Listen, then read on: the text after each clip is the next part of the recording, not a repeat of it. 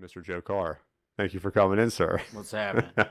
Much busier man than I think last we spoke. I think you got a whole list of gigs coming up, and you guys are across the lines booking for this coming year, next year. Yeah, that band's taking off. It's got a little buzz going. How's it feel to be this busy in the music It's scene? exhausting, but it feels better being busy musically, Yeah, yeah, than other stuff. I don't mind being busy with my kids either. I mean, them two things. yeah. Mm-hmm. But yeah, Be busy in two things you're really passionate about. it's nice playing guitar. Again. Yeah. Now, as your like gigs keep coming in, does your DJ work kind of like get pushed aside a little bit, or do you try to like keep up as much as you can? I try to do both as much as I can. Yeah. The DJ stuff, I don't really go out and search for gigs for DJ. People just call me, Yeah. and I just take them as they come. Yeah. And I don't have to do a ton of gigs because they're well-paying gigs. Yeah. It's a nice pick and choose gig. And then even the across the line gigs are good paying gigs. And That's good. That band's, I don't know, so far it's got a little buzz going. Mm-hmm. Now, how long were they playing before you got in? Because it was like, I'm not even sure actually. I don't think it was real long, but they're all friends. They all grew up together. okay. I know Ryan Yeah, from long ago. they're all from like Tyler County or something, like New Oh, Orleans okay. area, Reeder, all the Pine Grove. Mm-hmm. I know Mike, the drummer. He's from Smithfield, so Mike that's all. Burr. Mike Burr. Burr. Okay. He sent me a friend request shortly after I started the podcast, and I wanted to get you guys in. Yeah, it seemed like they were a band for maybe like less than a year from what I saw. Yeah, I mean that's what I noticed. Yeah, but they didn't really have a lead, did they? I think it was. No, it was just Ryan playing rhythm guitar mainly, Yeah. and Ryan does a little. He does a little bit of lead. He's a gearhead too. He is. He always is posting about pedals and different like combinations he's using. He is a gear nut. Yeah. I used to be that way. I mean, I kind of am to a point, but now it's I ain't gonna buy gear I don't need. Yeah, especially when all the gear's on the Like screen I found now. guitars that work for me, Yeah. and I'm sticking with them. I've went back to playing Telecasters, Have you? and I don't know. The Gibson thing didn't work out for me. No. It didn't. Now, were you doing a Les Paul? I have a Les Les Paul. Paul. I have an SG. Don't rock with them. The SG is actually you got an Epiphone hanging on the wall. I got a Epiphone SG. It's like a 2018, or 17 or 18, and I overhauled it like all my other guitars. Yeah. It's got Seymour Duncans in it, and it works. I played it at the last Logan Wojcik gig at the Generations. Uh-huh. I played it all night. Oh, did you? I mean, those things, the next feels. It stayed in tune better than my Les Paul. They do. So I kind of stuck with it. I've had a lot of problems with that Les Paul. T-Bone's had it more than I have. And It's a damn, like the G string on mine, especially just goes out. And Yeah. T-Bone said, like, there's just so many models where, like, you just need to file just a little bit more in one spot. he to put get it one of working the right. string butlers on mine. Yeah. And it helped, but I still feel like it goes out of tune, like just Yeah. subtle.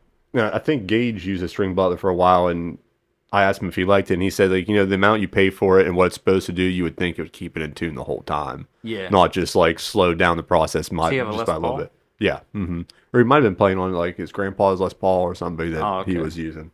I know he bought that American Standard when I started playing with him. Mm-hmm. The first gig I did with him, I think, with an electric band, Yeah. and it was like slipping on him, but it just needed adjustments. Yeah. It Now, was fine, but Are you fully into the head rush? I'm sold on it now. Are you? I got the new You're one. completely. You showed me a picture of that. Like the old one, I wasn't super sold on it, but now I'm totally sold on the Are new you? Head Rush. It just killed names for you, huh? I'm still on the fence, but I need to like. Yeah, I Use mean, that. I'll keep an amp on hand, Yeah. but I had a Black Star amp. I sold it because I didn't like it. It was T-Bone's. Right. Like, I had all T-Bone's gear. Yeah. But yeah, I had that Black Star Series 1, and I sold it recently, and I still have a Fender amp laying around. I have the Fender 68 reissue, and I can't find a better amp for that Les Paul to run through. It's just I keep the tubes pretty hot, and I remember like like the 2012, like 2015, like when Luke Bryan and all those guys are popular. I remember talking to a lot of their guitar players, and all of them were using Black Star just with their tubes cranked up all the way. Yeah. They didn't care if they ruined the cabs in like a couple months. You know, they're on tour, they can just grab another one and just like ruining it show after show. Yeah, running direct is a totally different animal, but it's Yeah. where the small club gigs are going. Yeah. You don't get yelled at no more by the sound guy. Yes. Yeah, it's nuts to hear like people like, yeah, we have no stage volume. Like when people have electronic drum kits, it's like other Yeah. than like the clicks of the pads, the strumming, and the singer, that's it. And electronic drums have taken off too. Like they make them look like real drums, Yeah, so yeah, and you it's can have the whole band direct, and yeah, nobody will really notice other than us. and like they're really getting better. The kits are really getting better at like the different sensitivities you hit it. For a while, it's just like no matter how hard you hit like a snare, you're getting that one snare sound no Yeah. matter what. And now it's kind of the levels are getting more sensitive. Yeah, and it's saving my hearing too. I mean, for years. I mean, back when I played with Cowboy Troy and Coaltrain back in the day. We had no ear monitors. Yeah, And the stage volume was so loud. yeah. You know, I'm surprised I can hear. I went through. It was my biggest gig this year, Toe Tapping Tuesdays, and a week before I woke up and I was in complete vertigo, and they said I damaged my ear crystals, and I woke up, and for 10 days straight, it felt like I was on the Phantom's Revenge, going down Oh. that first hill, and like I remember like waking up the fourth day, my daughter's like, "You feel better, Daddy?" And I'm just like, still, just my world was spinning. Yeah. It was nuts. Yeah, I mean, we use all in-ears, and it's so nice because I just have my iPad. Everybody's got their iPad, and they can adjust their own Yeah. mix, you know? So it's no complaints Yeah. anymore. And I remember like starting out, I remember if you wanted in ears, back in the day, you had to have somebody send you the kit. You had to take a mold, send it back, Yeah. and thousands of dollars later, you would get Yeah, I one. remember when I was in Coaltrain, we actually did price them, and it was well over $3,000 Yeah, yeah, for 5 of us. yeah, ridiculous. Like if you wanted to save your hearing, you're almost paying for Yeah, now you can get a decent pair of ear monitors for $250. yeah. Or to go on MacBiz, maybe. You can Yeah, grab you go on one. MacBiz, Yeah, you yeah. can risk it, but Yeah, yeah, then have a driver break in you or something like that. I mean, I use one of the cheaper receivers, but I have really good Okay, okay, buds. yeah, you that's know, the way to go You then. can't use what comes with it because they're just like headphones. Yeah. You know. Yeah, it's just crazy too. Just thinking of like how in ears working, how stage volumes working, and just seeing sound guys have the iPad, just walking around with the iPad, just adjusting Yeah, everything. it's and, weird, yeah, it is. It's so weird. but it's great too. Yeah. So when you're using a head rush to get your sound, what do you have like a classic amp that you run through that's programmed? I mean, my favorite amp is a Fender Super Reverb, Okay. like a 65 Super Reverb. That's what I used in Nashville, Uh-huh. and I had a 65 Twin. So the Super Reverb has 410s, which I liked 410s, the air it pushed Yeah. compared to 212s. Right. I love the sound of Super. My Twin was my second amp, you know, so it was my backup. Yeah. But yeah, on the Head Rush they have all them amps, and you can download them. Yeah. And actually, right now I'm using a rig. It's like a 52 Blonde. Oh, really? Yeah, and it's mimicked that like Jason Roller. He plays guitar for Alabama. Yeah. You can download all his stuff. So I use some of his rigs to get some of them twangier sounds. And I was such a big proponent of just like these things can't match my 68 amp when it's like on carpet, and then Yeah. now it's like, oh no, they're starting to get pretty damn close. And I think Fender's actually coming out with a modeler pretty soon. Fender has one. Do they have one out now? Yeah. Okay. Yes, It's actually a little more pricey than I would assume. yeah, because I thought about going with that one, but like the Head Rush had the expression pedal, and it was the touch screen. You just move the pedals, and it's Yeah. really cool. I think a lot of people were so like familiar with like modelers being the old pod farms that they kind of put it off, and now you see like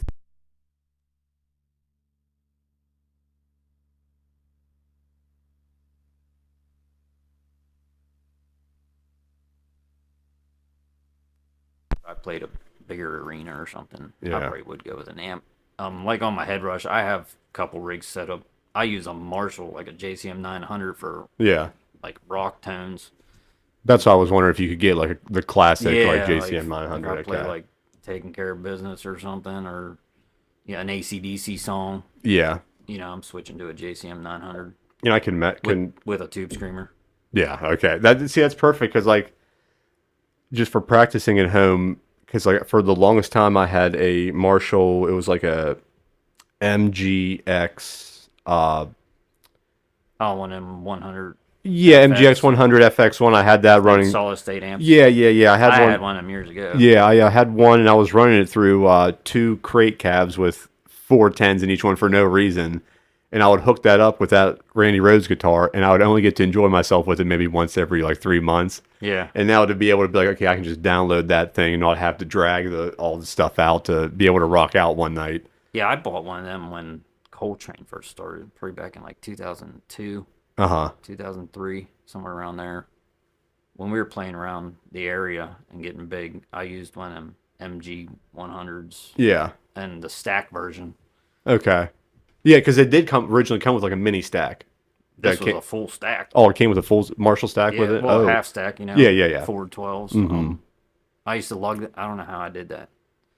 I lugged that in and out of like little bars we'd take them in. But with it being solid state, you could turn it down. The tone didn't change. Yeah. That's it. Those ones in particular I like because they had all the effects built in. You didn't have to go out and get all the effects pedals for it. Originally, if you were starting out like me, that was the perfect Yeah. perfect combo of it. I used one of them Boog Eras for a little while too, Oh yeah, because I thought it sounded like a clean Fender. yeah. I got a good twangy tone out of it. You ever mess it- with orange? I had an orange. I had one of them little rockers. I couldn't get enough low end out of it. I always thought it lacked low end, Yeah, especially on the clean. Like, yeah. Mm-hmm. And it seems like there wouldn't be a lot of that low end on the clean, and if you kind of had pedals to make up for it, and then you just be they'd be like screaming through especially like my monitor or like the mix. I didn't know enough about gear before I moved to Nashville. I moved to Nashville, like all the people I worked with was like, you need a tube amp. I played through a Fender Princeton, and I had that Marshall. Or I might have got the Princeton when I first moved down there. I can't remember. I might have got it off Bowman. I don't even remember. Yeah. But it was a solid state amp, and I lugged that Marshall down there, and I ended up trading all that stuff in and selling it off or whatever, and I ended up buying a Blues Junior. Yeah. And then I bought two of them and ran them together, Yeah. and you crank them up and they break up. They were great amps. I played two Blues Juniors at Jamboree in the Hills. Did you? That's all I used. Okay. Ran stereo together. That's cool. That's really cool. I mean, you probably didn't get yelled as much as I did because I brought a Dean Racer back. Bill Graham's yelling at me. He's like, "This isn't meant for Jam to the Hills." And I remember telling him I started playing like full band country a week ago, buddy. I'm flying by the seat of my pants right now. And I think first time I met you, you're like, weren't you the guy that was playing like a BC Warlock at Jam? Oh yeah. And I remember watching that. Yeah. I was like, oh no, it was a Razorback. That's my nickname. Said it was just fitting. I remember Matt at the time got me a custom hat, instead of Razor on. I'm like, I'm gonna go full bore on. Yeah, I remember for the longest time, Chris from Coaltrain, he would always sing. We'd play a bunch of fiddle tunes because he played the fiddle, so we'd play Charlie Daniels out the wazoo, and he'd always put that in a song. Joe Carr picking on that red guitar. It's in a Charlie Daniels song, So for the longest time, I wouldn't buy a guitar if it wasn't red. just because of that. I had two red Telecasters. My SG, I had an '08 SG for a while. It was red. My acoustic guitar was red. Everything was red. And actually, red is my favorite color. So that's perfect. Everything has to be. You can torment him, and I mean, you look at my hat, my shoes, my Jordans are red and black. Everything had to be red and black. Still to this day. You're a San Fran, aren't you?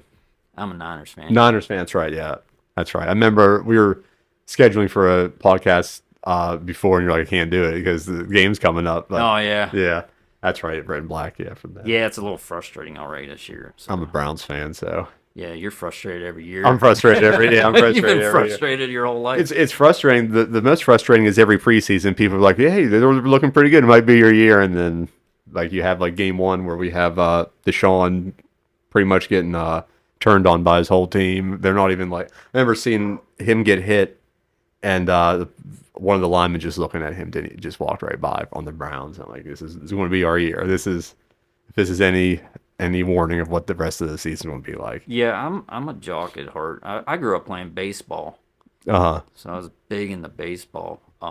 My brother was too. My brother Mike, he was a catcher. I played second base and pitched. Mm-hmm. Um, but yeah, I grew up playing baseball. But I love sports. I'll watch any sport. Yeah. I grew up. I love NASCAR. Like I watch NASCAR. People don't know that about me. I have a ridiculous die-cast NASCAR collection, like Dale Earnhardt cars. Oh, really? And I grew up a Mark Martin fan. I got Mark Martin cars. I got thousands of die-cast cars I've been collecting since Hill's department store was open. Yeah. You know? Mark Martin, is that the Viagra car? Yeah, he drove the Viagra. That's right. That's right. Yeah, that was a guy I always watching. We had races on. Yeah. That's right. I Yeah. first started watching it. I think I became a Mark Martin fan like 1989 or something. Uh-huh. I was like 7 or 8 years old. It's funny watching NASCAR fans because you'll have the guys that you're super fans of, and then you guys that you just hate. Like a lot of my friends just cannot stand Logano, and they're always like making fun of him whenever he's brought up. Yeah. And the Bush is Bush the one that's always like tormenting him? Busch. Yeah. He's the one that I always see like in the headlines, and all my friends are just like talking about they can't stand. He's like the antagonist of it. Yeah, it's one of them situations too. It's like Dale Earnhardt was like that. Like I grew up in the age of Dale Earnhardt, so I watched Dale Earnhardt die live on TV like everybody else. Yeah. You know, I still have it recorded on a VHS tape. Damn. You know, and I took it as hard as a big Dale Earnhardt fan. My dad was a huge Dale Earnhardt fan, and that's how I got into NASCAR. Like I started watching it. My dad came home from Texas. My dad used to travel for work, and he came home from Texas, and he's watching all these cars go around in circles. And I'm like, Dad, what are you watching? Uh-huh. He's like, oh, it's NASCAR. All the guys in Texas were watching it, you know. And he's like, I like that black 3 car because they all hate him. Yeah. It's like I was like, okay, you know. And I started watching it. I don't even remember how I became a Mark Martin fan, but I just started. Yeah. I started liking the Mark Martin. Have you been to any races? I've been to a bunch. I've actually got to play at Charlotte Motor Speedway Oh, in nice. 2008. We played with Cowboy Troy, and Okay. We played outside. It was like a John McCain rally when he was running for president. Really? So we played outside, and then we went inside. Jessica Simpson played on the front stretch. You know, we got to hang out with her a little bit, Yeah. and meet her, and then I got to tour the garage, so I got to see That's all the cool. cars. But yeah, I've been to Charlotte 3 times. I've been to Bristol. That's probably the best one to go to. But one of my co-hosts, Cusick, he was just there last weekend. I think it Yeah. was going on. Yeah. I root for Kyle Larson now, and he won that race. So Oh, really? Kyle Larson, he drives Mark Martin's old car. Oh, really? Does he? I was gonna say, so when you were with Cowboy Troy, was that like the most like traveling you were doing while playing? Would you say most Yeah. like full schedule? I would say of just like every day, like having to. Yeah, in 2008, I think I went to like 45 states. Jeez. Played gigs in them. Yeah, play gigs in the States, not just driving through. We didn't go to like Hawaii, Alaska. I don't think I played in like Washington State and stuff like that. There was a couple of them. Who now would he be just be like the solo act traveling? Do you guys have like opening acts or Sometimes did you kind of link up with? Coaltrain was Troy's backing band. Oh, was it? Okay. So, and we had some awesome musicians when we backed him. You know, we had Bryce Foster playing drums, Jason Truman, phenomenal musician. Oh yeah. I mean, he taught me a lot. You know, I learned from. There was always a better guitar player in the band, so I always got to learn, Yeah, that's the which thing. was awesome. Yeah. and I think that's how I got to the point where I'm at. You know, I still don't think I'm great. I Yeah. think I'm okay. You know? Yeah, you're always I can hang. There's always a challenge in your mind getting better. and I'm still learning. Yeah. And like when I started out with like Matt's band, like I always tell people I didn't have the movie-esque like young guys my same age not really knowing what we're doing, kind of like going out together. I was the youngest one there, kind of like learning from everybody, and in a way I'm kind of happier it went that way. Yeah. Just cuz like you learn so much so fast, not just playing, but like what it's like on the road or what to expect when you're like on tour and what to expect from venues. It's rough on the road, especially if you're in a van. You know, we had a 15-passenger van, Yeah.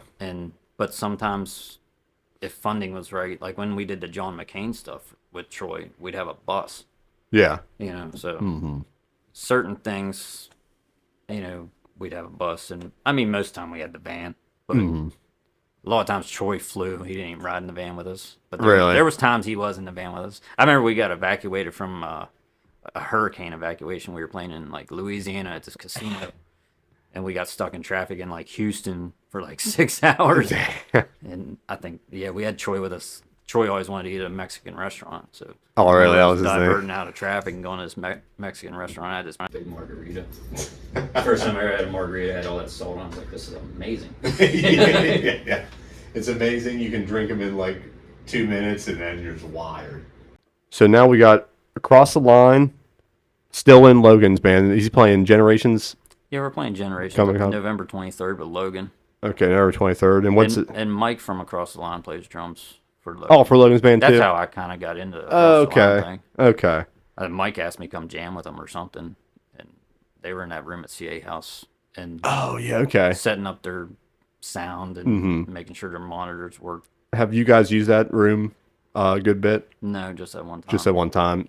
I don't know if they ever used it before, but with me, I've only been in there once. I don't know if like how many musicians know about that in our area. Like if you have a band and you want to do like, I think it's rehearsal, if you want to do like a private show or anything, I think you can rent out, not like rent out by paying, but you can like request that back room at CA House. Yeah. And set up and jam out. That'd be cool to do like a little like live at Daryl's house and like film. Oh like, yeah. Film That'd like be awesome. performance. I'm trying to get that down for here. I want to be able to move this backdrop and have like a little 3-piece or something jam. And I called Blake Moore. I'm like, how do I wire this up? Like, what do I do? So he was taking me through the whole chain of. I haven't talked to Blake Moore in a while. He's a busy man. He's with the city now. Is he? Yeah. I used to see him at school where kids went to school together, and he'd be up there picking up his kid. Oh, okay. But who would you say, this is the first time I asked this question, as a musician, if you had your pick of a local sound engineer to do your sound, who do you go to? Who's your go-to? Makes you sound the best. People's feelings. You're not. You're just making one person's feelings feel extra good. I don't know. I trust so many of them. Like Blake Moore was always good. Mike Hawk's awesome. And I worked with a lot of them. So like, there's that. Like they were part of the band. Yeah. You know, all the time. Bill Graham's amazing. I was about to say probably him or his son Michael. Whenever I work with him, I usually know. I didn't really work with Mike till the Gage Joseph show. Oh yeah. It was always his dad. Yeah. Mm-hmm. And he, you know, he's real professional and yeah. You know, I mean, they all are. I couldn't tell you one like company or one individual that like I would avoid doing sound for. But so many of them have done our sound for so long. I mean, I trust any of them, and honestly, I don't know who's better. Yeah, it is. It's crazy. It's too. It's just like depends. They have their venues locked in. They know like how to run them. Like if it was Blake Moore down at the waterfront or like Tim up at the hall, they know how to work their sound. Yeah, and like working with them all, they can all like give me suggestions and not hurt my feelings. You know. Yeah. They're not gonna come off like some, you know, to me, like some random sound guy. Because I've played them gigs, you know, where the sound guy, but that was back running the amps, and you were always too loud. That's the first thing they say, and I don't know. Yeah, I mean, if your stage volume isn't excessively loud, good sound guys will be okay. Yeah. You know, usually I've noticed that the most, what would you call it? Inexperienced sound guys are the ones that immediately complain about the guitar player or somebody being too loud. Yeah. You know, now if like Bill Graham came up to me and was like, yeah, you're too loud, dude. Then I'm like, yeah, I'm too loud. Yeah. You know, but I've noticed it a bunch of country clubs I played when we played with Troy and like Coaltrain would go out and do, we'd be a house band for a bar for a week. You know, and like the guy that owns the bar that, you know, runs the bar and like serves the drinks, he's running sound too. Yeah. Yeah, you're too loud. Yeah. Yeah. You know, it's just the first time this has happened where you had a guitar that's too loud. You can't. Like, and then when we went on the road with Troy, it was 10 times louder. Like, yeah. And our sound guy was the sound guy for Fuel. Okay. The band Fuel, yeah. rock band. He's like, yeah, you're never going to be too loud for me. You're not louder than Fuel. Really? And he was a young kid. Yeah. He was amazing, I forget I think his name was Brandon, but I can't remember his last name because I remember he lived right on the same street as my cousin Timmy in what was that, Goodlettsville or something in Tennessee. We Fuel played there's a place in Marietta called the Adelphia Music Hall, and right across the alley from it is a place Matt and I used to play all the time, Marietta Wine Cellars.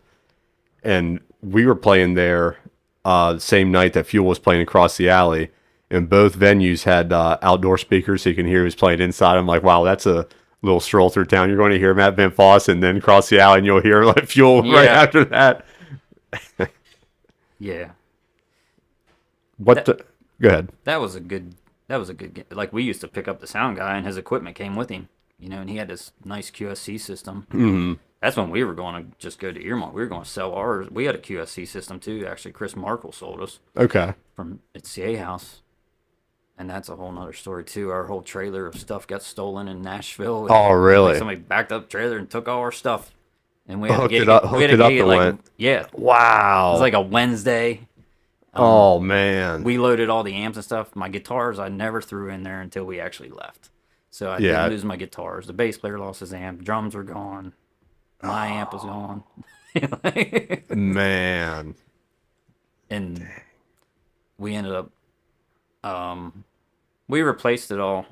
But when did you realize it was stolen? Was it like right after a gig, or is it like after a hotel? Like, we practiced on like a Wednesday night and loaded it. And okay. I think we were leaving Thursday evening or something, because I think we were playing a gig, or we were leaving Friday morning or something. We were coming back to the Valley to play River City in another gig. Okay. And then Chris, the lead singer, he called me and he's like, "You sitting down?" I'm like, "Yeah, what's up?" The worst thing to hear. Somebody stole our trailer. I like, "What?" Man. The whole trailer. Man. That's a bold. That's a ballsy move. So we came back and played gigs with borrowed equipment. Damn. I can't remember whose amp I borrowed or nothing. I remember the drum set we borrowed off Dave Roscoe, because he drummed. I don't know if you know Dave Roscoe or not. I don't think so. The name sounds familiar. He used to run around with our band a little bit, Anytime I've ever had an issue with a sound person was from out of state. I mean, we did a showcase at a convention center in Kentucky, and I remember it was just a nightmare. I remember walking up to them saying like, "Hey, here's our stage plot," and then the first thing they said to me was like, "We didn't get lunch yet." Today's podcast is brought to you by Rich Investments Group. Attention investors, looking for a secure way to grow your wealth? Rich Investments Group, based right here in St. Clairsville, Ohio, is offering an incredible opportunity. Their private lenders earn returns up to 3 times higher than a typical CD. And the best part, your investment is backed by the property's mortgage. That means real, tangible security.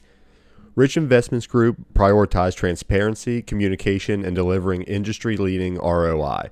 It's time to put your money to work for you. Don't miss out on this chance to grow your wealth securely with Rich Investments Group.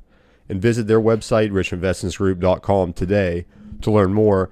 And if you actually go back to episode 20, you can kind of meet Jordan and Eric, the creators of the company, and see all like the services they offer and their business model and plan. They also offer free seminars if you want to get into real estate yourself. It's just an incredible company to look into. That's Rich Investments Group. A lot of that stuff's a blur. It is. It is, especially like if you're playing gig after gig, just slowly getting more sleep deprived. If you're losing like 1 or 2 hours each night after a week or two, like it really drags on you. And just trying to like have energy the next day. It's like when it's showtime, like your adrenaline's going. That the show will happen, but like just like all the moments leading up to it and afterwards, just kind of like just being like a zombie, like you're going through the motions. I have a lot of energy still. Like, I don't run around the stage like I used to. I mean, of course, we play on a lot tighter stages these days than we used to, too. But I notice now that I'm older, I'm dead after a show. Yeah. And instead of running around, I put a lot more effort into the fretboard. Yeah. So, I mean, I still play kind of angry. Yeah. There's a lot of... Yeah, the guitar takes abuse. It does. And it sucks, too, because it's like you're dead after a show, but your mind's not. You know what I mean? Mm-hmm. You'll be thinking about that show until like maybe 3 a.m. Your body's dead, but man, it just... trying to go to sleep. That's why like that's the only reason that like TikTok and doom scrolling is good is like when it's like 2 a.m. you can't sleep because your mind's racing after a show and you can just sit there and scroll and kind of just make yourself tired through that. Yeah, with the across the line stuff, we play quality shows, which is nice. You know, so Yeah. every show, like you play them snoozers sometimes, and you go home, and you're like, I don't want to do that no more. Yeah. You know, Yeah. and they get some quality shows, so there's always a crowd, which I like. Was it Prima Marina you guys recently played? Oh, I we saw a killed video. it there. I was going to say I saw That a was video, great. and it seemed like it was like the end of one song. You guys were just kind of like going back and forth freestyling. It was an awesome Yeah, video. I mean the show's still kind of getting put together Yeah. as we go along. We're trying songs out, see if this one works or this one works. Mm-hmm. You know, and I mean everybody gets along pretty good. And everybody has like the same tastes. You know, like I was about to say like, how's the set list formation? Is it like everybody just kind of throwing out different everybody things? throws out ideas, and That's good. You know, like I said, we try stuff out, see it works. Like last week, we tried Amy's back in Austin. Oh yeah. You know, like we all like '90s country a lot. Uh-huh. You know, and people don't think I like it as much as I do, but I honestly listen to a lot more country music than people probably think. Yeah. You know, everybody thought I just played rock and roll for years. Well, I remember like but I always played in country bands. when I first talked to you, I said you're a rock and roll guy. You're like you'd be surprised at how much more like folk I played than I got Yeah. rock and roll. Well, I mean, I played bluegrass in high school. Yeah. You know, I was in the Wheeling Park Bluegrass Band. I was one of the original members of that. And then I learned flat picking. You know, I didn't really know what I was doing though. Like when Coaltrain started, I just played. We were called Nothing Fancy Band originally. Uh-huh. I just played rhythm mainly. I played a few leads that I knew. Yeah. You know, but I didn't know scales. I didn't know what I was doing. I didn't know Right. why I was doing that. Mm-hmm. And then when you learn that system, you're like, oh, Yeah. that makes sense. Yeah. You know, and my buddy Chad Reba, which actually I'm going out to Cincinnati this weekend to see him. He was the original guitar player in Coaltrain. Before it was Coaltrain, before John Bowman joined. Chad left. Chad went to WVU and graduated with an engineering degree. Okay. So he got a really good job in Cincinnati right out of college. And so that's why he left the band. Yeah. And then Bowman joined the band. And I learned so much from Bowman too. You take from them all. Yeah. You know, Yeah. it's there. It is. It really is. Like And everybody does everything different too. You know, Yeah. that's what I've learned over too. Like Chad would do things this way, and I still learn from Chad because we're still like best friends. Okay. Yeah. Though he didn't go down to Nashville and do all that with us, we stayed really good friends. Mm-hmm. He was my guitar tech at Jamboree Hills. Oh, was he? Yeah. So we included him. Yeah. How long were you down in Nashville? Oh, like 6 years. 6 years. I've only just got in for like a week, came out, got in for a week, came out, got in for a week, came out, just dabbling. But it's a wild place. It might have been 5 years. I don't know. Yeah, I packed up my life like everybody else, like you see in the movies, a U-Haul trailer and my mom in the rearview mirror. Yeah. You know, hardest day of my life, you know, at that point. Right. Yeah. I mean, Yeah. losing people and stuff in other situations is harder, but like that's still a real vivid memory. And I still haven't written a song about that yet. Like I write songs about everything that comes and goes. But yeah, I remember I was a mama's boy growing up, so my mom in the rearview mirror, and I'm leaving in a U-Haul truck. Damn. Yeah. I mean, it screams country song or just a song. To Nashville and You know. that's, But I love that. I love the layout of that city. Just how you have all those like almost like burgs. Yeah. And everybody comes down into. There's a couple of them where there's like hot spots, but everybody can come down into the downtown area. I didn't spend a lot of time in Nashville though. Like I lived in Murfreesboro and Shelbyville, which is like Okay. Yeah. almost an hour south. Yeah. They have the horse celebration where they make them horses walk all stupid. In Shelbyville, and then Murfreesboro used to have this killer blues festival every year. So it's like there's much more than country music down there too. Yeah. There's such an underground. Yeah. Everybody just kind of like sees like the CMA Fest down there where the Yeah. whole city kind of gets behind it. But And me, I grew so fond of songwriters. I think that's why I became a songwriter. yeah. I mean, I have friends that have written #1 hits, which is awesome. Yeah. It's just great. I'll tell you, one of the most intimidating things I've ever done musically was being in the round in Nashville, like a writers in the round. And I was with Matt because he wanted to come up, but he didn't play guitar, so I was kind of like just in the background. But it was funny because he'd play his song, go to the next guy playing his original, and like if you're a player, you can kind of like throw in different like stuff once you get the handle of the song. And I would just back then I would throw in like these like E pentatonic minor licks, and then I'm like, oh, these guys aren't liking this at all. You kind of like shoot me a lick. I'm like, okay, Slash, we're not, Right, we're in Nashville. That's what took me the longest time was like, oh, like my first like rehearsal for Matt's band, which is like, oh, nobody cares that I can play like Pantera songs. I got to learn all these like these like Bender slides and like Paisley like phrasings and all that. Yeah, you go learn some Brent Mason stuff and come back. Yeah. Mm-hmm. And Paisley's great too. Oh yeah, it's funny because like people that don't play guitar, they'll always ask you like who's the best, but you tell them like some Van Halen stuff is just as hard as like a Keith Urban, like trying to like sit down and like break down their songs and like what they do. It's all hard. I think country guitar was harder for me to learn. Yeah. Like the Brent Mason, all them steel licks and learning when not to play, as opposed to like shredding. Well, here's my these are my 4 bars. Here I go, and just like putting in as much as you possibly can. Yeah. Yeah, and I mean, I still notice that when we're working a song up, and I'm like, yeah, I played too much there. Back off there. Yeah. Which is okay. I mean, you're learning and trying to figure things out. Yeah, and then plus like when you're doing that too, depending on the like how the sound goes in the venue, if you're like playing in like an aluminum shelter, that cool solo that you're busting into might just sound like just a bunch of squealing to everybody else. And oh yeah. And my first show with Matt's band was a small aluminum stage, and I just could remember like the mids like just swimming anytime like a drum hit, you're like vroom, vroom, all the walls. It was horrible. It was horrible. We all had headaches. That's why I like using monitors now in my ears. It's just my ears don't ring after a gig. It's awesome. Yeah. We what happened with when I got this thing messed up with my ear, we were doing our acoustic karaoke thing, and we have the karaoke track in our stage monitors. And I think what happened is like some karaoke tracks, if you're playing like just like a soft pop song, they're quiet. But like somebody played Staring Down the Barrel of 45.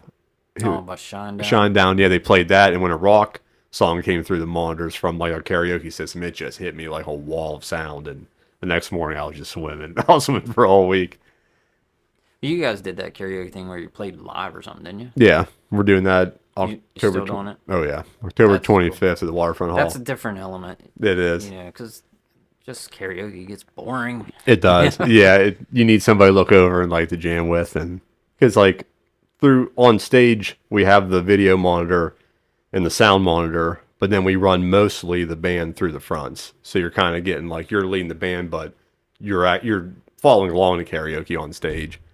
Yeah. But it's fun because it takes one person to get just a little bit too much in them, get up there and be real brave on stage, then the signups just start rolling in after that. Once somebody sees like, okay, I can do that too, then we get it rolling.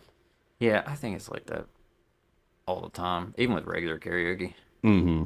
Now, have you ever DJ karaoke? I was doing it there for a while. I got sick of the bars. Yeah, and then I got too busy. Mm-hmm. And I used that Carafun program. That's what we used to. And I felt like the music sounded more authentic. Yeah. It didn't sound all digital and MIDI and, as old karaoke files. But I do have a library of old karaoke files, too. Mm-hmm. Yeah. Yeah, that's what we do, the Carafun, too. And I would say 95% of the time, all the tracks are usually on key. Sometimes you'll see me in the back looking at a squad and I'm like 2 down. Like I'm trying to tell them like go down 2 steps or something to match. Yeah. But yeah, that's what we usually Carafun. And plus like if you pay your rights to that program, it's not like BMI can come in and be like, what are you doing? You have the rights since you own Carafun. Right, yeah. That's always funny. You hear places that you're playing at be like, yeah, BMI came after us. I did have problems with it like one time where it like wouldn't work. Like, cause I would run it off my iPad. Yeah. It was so much easier than a computer. And Yeah. then like you could download the 1,000 songs you were allowed. Yeah. Hold 47,000 songs. Right. Like, Right. Yeah, most of the time I'll just do like a mobile hotspot from my phone, and that'll be yeah, like our dedicated thing. Because we found out too, if you go to a bar for this stuff and you're running Carafun from it, and they're using public Wi-Fi, once everybody gets there, starts getting on their phones, the track actually starts slowing down. yeah, I noticed that Yeah. too. Or like, for some reason, I swore like the last time we played, like track started slowing down, but like a click was the same speed. So I was hearing like two different things. It was weird. That was probably when my ears were going out though. You used a click track. No, I just like it seemed like there was a click track in the Oh, okay. Carafun track that was like playing. I was like, where's this coming from? It was just real messed up because like everybody was hooked up. We were hooked up to the Bluetooth, hooked up to the Wi-Fi, and it seemed like everybody got in there, started using their phones, and we just had a nightmare until we got a dedicated Wi-Fi. Yeah, I noticed that. I mean, some of the bars I was doing they're back in the woods, Yeah. and their Wi-Fi would be garbage. Mm-hmm. So I didn't really rely on it. I would like, cause them 1,000 songs mainly was what people wanted. And then Yeah. I noticed like a little loophole too. If you download a song individually, like on your iPad, Uh-huh. like I had my 1,000 songs, it would let me go over. Oh, So okay. I knew this girl would always sing this song this week, Uh-huh. every week, so I'd be like, I make sure I have that for her and this for Yeah. him, but Yeah. I don't know, I kind of got out of it. I don't really feel like I want to do it no more. Yeah. I mean, if you weren't playing the bands you're playing, then you can look at other gigs. But Yeah, maybe in a pinch, but like I said, I don't want to be in the bars too much. yeah, That's why I like a lot of the gigs we do. If it's a bigger club like Generations or something, right. I don't feel like I'm in a bar. No, yeah, an actual I venue. feel You like feel I'm like playing a venue. show. We played the Silver Rail. That was a good gig. That's a good place. You know, they treated us really well. Is there a place that across the line calls home yet? I wouldn't say yet. Not yet. I know we played that Last Resort in Toronto, and Okay. that was a killer gig too. Up And in we're Toronto. playing there in November too. So, Nice. but we played outside, so I don't know. I think them guys have played to where they put them inside, but I don't know where they put you.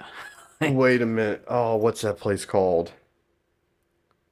But we killed it there. We had a huge crowd there. I played up Toronto in a place that was like end of October, early November when you're outside, and we had to tell them like we can't, like my hands were freezing, and Yeah. I found a little trick, a little hack from guitar player to guitar player. You know the hot hands. If you sit on one, I did that before. If your crotch is on fire, you don't care about your fingers being cold, anything about being Right. cold. That's what I found out at Martins Ferry Fall Fest. Well, a couple years ago. you got to be having like. I like fishing a lot too. I haven't got to go fishing as much as I'd like to because of playing music Yeah. and just trying to spend time with kids and Jolene and because that stuff's more important. Yeah. But my dad is a big outdoorsman, so we were raised that way. Mm-hmm. We're going hunting and fishing. I kind of got out of hunting because I hated gutting deer. Yeah. I just thought it was nasty. I love to go. Hanging them you up know, and yeah. Long as I wanted to, when I was a kid, I didn't want to get out of bed. But Right. when I got older, I was a teenager. I'd go deer hunting all the time and Yeah. stuff, and squirrel hunting, and we had rabid dogs. And but fishing, I love fishing. And my dad, man, that's all he does. Lives and breathes fishing. Yeah. He goes to Canada quite a few times a year with my brother. But we'd go ice fishing, and man, as long as you're catching fish, you're not cold. Yeah. When you quit catching fish, you're cold. Yeah. You start thinking about being cold instead of Yeah. the fish. Yeah. Like if you're slaying some bluegill and pulling them out of holes, like We're you're warm. around this area. Where's been your best, most successful? Like, where's your honey hole? Fishing? Yeah, fishing wise. No, not fishing. Where's your honey hole? She's at home. It sucks because mean, like back in the day, used to be strip pits everywhere around here, and now it's all like gas and oil land, so you can't really enjoy it. Like We wrecked used the to. car. It's a strip pits. We didn't really totally wreck it, but we spun it out in the ditch. My buddy Brant and my brother Mike. Uh-huh. When we were teenagers, we went over strip pits, the ones that are right in Ohio over there. Yeah. And just goofing off on that gravel road and spun the car out into the ditch. And we were listening. I remember we were listening to Adam Sandler. What the hell happened to me? Or is that what that album was called? I think it's called. Yeah. It had the song about the car. Piece of crap car. And I don't remember if we were listening to that exact song at the time, but I remember we were obsessed with that CD. Yeah. But we were over there fishing. But I mean, I go to Lake Erie once a year, go walleye fishing with my cousins and stuff. And that's always a good time. It's charters. Yeah, it's like 3 days, and that's awesome. And if the fish ain't biting, we just party. Yeah. But usually we do really good because everybody, for the most part, is a good fisherman. Yeah, and I mean, if you go on the charters, they know where to go to. As soon as we one have hits. good captains that the fish are here. Yeah. Ice fishing, I mean, I'd say the best place to go is out in Viola. Okay. I mean, my dad would give me a hard time for telling you my secrets. Oh. Like, don't tell people where you fish. If it was back in the day, people would be jumping. I just don't think they get out there as much anymore. Like like Yorkville Dam, it's like a quarter of what it used to be. Like with people down there in the summer or in the spring. Yeah, I mean, ice fishing, I'd go there. You go like largemouth fishing like at night in the summer, probably like Piedmont Lake. Yeah, that's a good one. And my dad knows all the spots there. Piedmont. And I know them from him knowing them. So yeah. The only thing about Piedmont is you're constantly competing with the Amish. Yeah, because you'll get out there to get bait. But they're out there rowing, so you can beat them. Yeah, you can get to the hole first. They ain't got a motor. Yeah, you got your 9.9. Yeah. If it's a good fishing weekend, you gotta get out early because they will buy out all the minnows and all the tackle shops. That's what you got. If you see all the minnows stripped out, you're like, great, I'm gonna be. Yeah, we stop at a certain gas station. I won't say that because my dad would give me a hard time. And get our minnows before we go over there. We grew up at Seneca, and Seneca has the most. I think it's the most shoreline of any of the lakes around here, and it's all around gas and oil. So now you see these $500,000, $1 million cabins everywhere along the lake, and it's getting to the point like last time we were out there, we were on a speedboat, and you couldn't go more than 10 seconds until you had to slow down and kind of like maneuver around everybody else. Yeah, it's too overcrowded there, and the fish don't bite as well as they do at Piedmont or something. Yes, I mean, there's in Seneca there was always like some like points of like boat clubs that you go and have success, but any of the public like the park areas or any of the marinas, I'd never had any luck fishing down there. Yeah, I mean, I remember being a kid and we didn't have a lot of money. Like anybody else's story. Yeah, we were broke like everybody else. Yeah, that's a very valid come up. Dad worked at Greenwood Cemetery.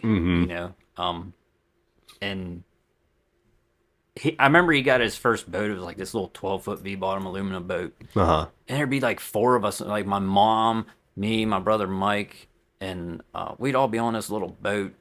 And like back then, like I used to always joke. I was like, people would tell that joke like, you can't offend me or whatever. I held the flashlight for my dad or whatever. Yeah. And I posted something one day. I was like, yeah, my dad kept our lunch in the same cooler with the fish we caught. We had to drink fish slime. Wash it around the lake is what he told us. We did a bachelor party up Putin Bay, and we did a walleye charter, and it was nice because the company skinned them, gutted them, and had it all prepped up for us. So they came to our not a hotel. We had like a little condo with a grill outside that came there with all of our fish. We got to cook it up for a lunch. Yeah, we go to Port Clinton. And we pay to have the fish fillet because you just don't have time. And especially if it's a good year. Yeah. You figure every boat's got 42 fish. Yeah. Well, if you count the captain's limit. Right. So. Yeah. For me, it was like from the age of like 15 to I'd say 19. There was a 4-year span where I just wanted to keep her on my wall. I wanted to get at least a 10-pound largemouth just to get on my wall, and I hit it so hard that I kind of got burnt out of it for the longest time. Yeah. But, I never trophy fished or hunted. Yeah. Never cared. I mean, yeah, it's exciting when you catch a big one. I always just took a picture of it. Yeah. I don't have deer heads hanging on my wall or nothing. I got horns. But. You know what's wild is like when you see people, like they'll be showing a trophy off and bragging about it, but they paid $5,000 to go to this almost like a resort where they treat deer like dogs with a feeder. So you basically let a deer walk up. Yeah. And you're like, well, great job.